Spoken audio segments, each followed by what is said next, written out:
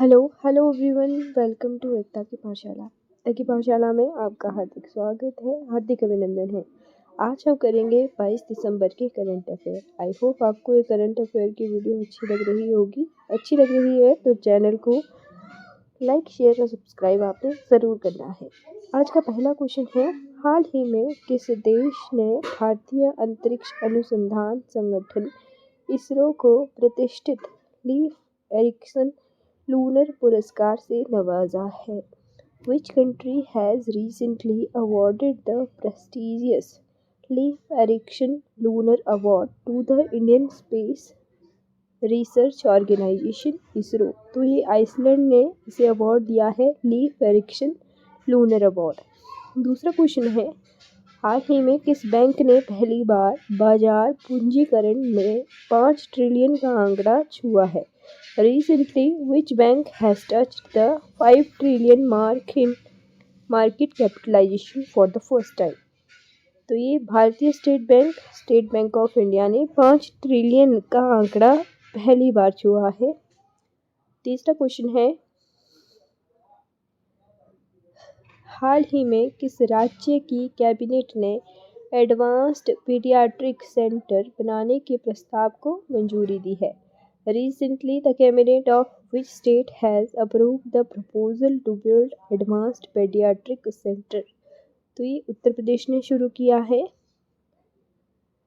चौथा क्वेश्चन है, हिंदी उपन्यास मुझे पहचानो के लिए साहित्य अकादमी पुरस्कार किसने जीता? Who won the Sahitya Akademi award for the Hindi novel मुझे पहचानो? तो ये संजीव ने जीता है। पांचवा क्वेश्चन है, वाणिज्य उद्योग मंत्रालय द्वारा जारी रिपोर्ट में किस राज्य को लगातार दूसरे साल अचीवर प्रदेश की सूची में शामिल किया गया है? Which state has been included in the list of achiever states for the second consecutive year in the report released by the Ministry of Commerce and Industries? तो ये उत्तर प्रदेश को मिला है, राइट। फिर अगला क्वेश्चन है, राज्यसभा में सांसदों का निलंबन किस राज्यसभा नियम के तहत होता है? Under which Rajya Sabha rule is the suspension of MPs in Rajya Sabha? तो ये रूल नंबर है 255।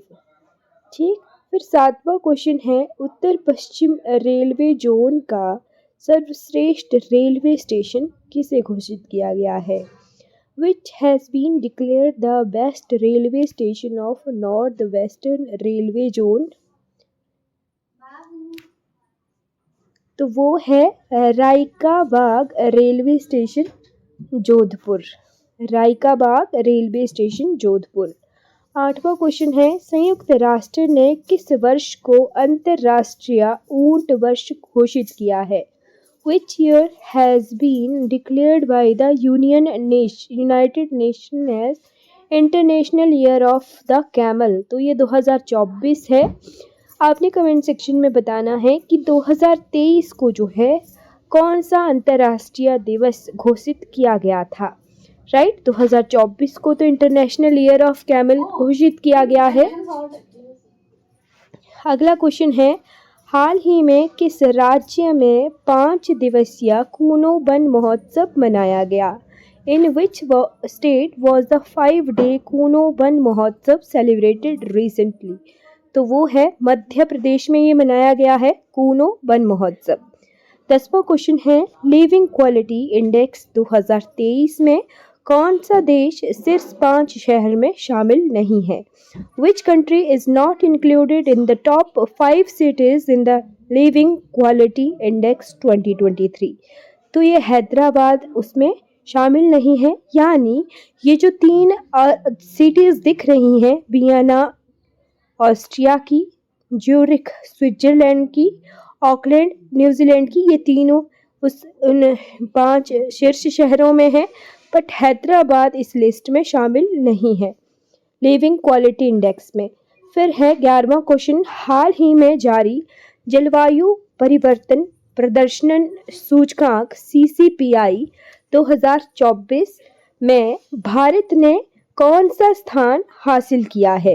India has secured which position in the recently released climate change performance index 2024? तो वो 7वां रैंक शाम में हासिल किया है भारत ने। 12वां क्वेश्चन है, हाल ही में वाणिज्य और उद्योग मंत्रालय ने विभिन्न राज्यों में लॉजिस्टिक ईज, जिसे लीड्स के नाम से जाना गया, लॉजिस्टिक ईड्स 2023 रिपोर्ट का 5वां संस्करण जारी किया है। इसके मूल्यांकन के मानदंडों में शामिल है, यानी कौन क्या क्या है इसके मूल्यांकन के मापदंड। तो recently the ministry of commerce and industry has released the 5th edition of logistic ease in various states report. Its evaluation criteria included. तो ये जो तीनों हैं, logistic infrastructure, logistic service, operating and regulatory environment, ये तीनों इसके evaluation criteria है। 13th question है,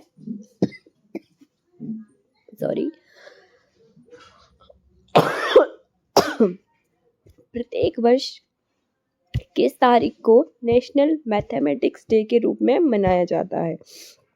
Which date is celebrated every year as national mathematics day?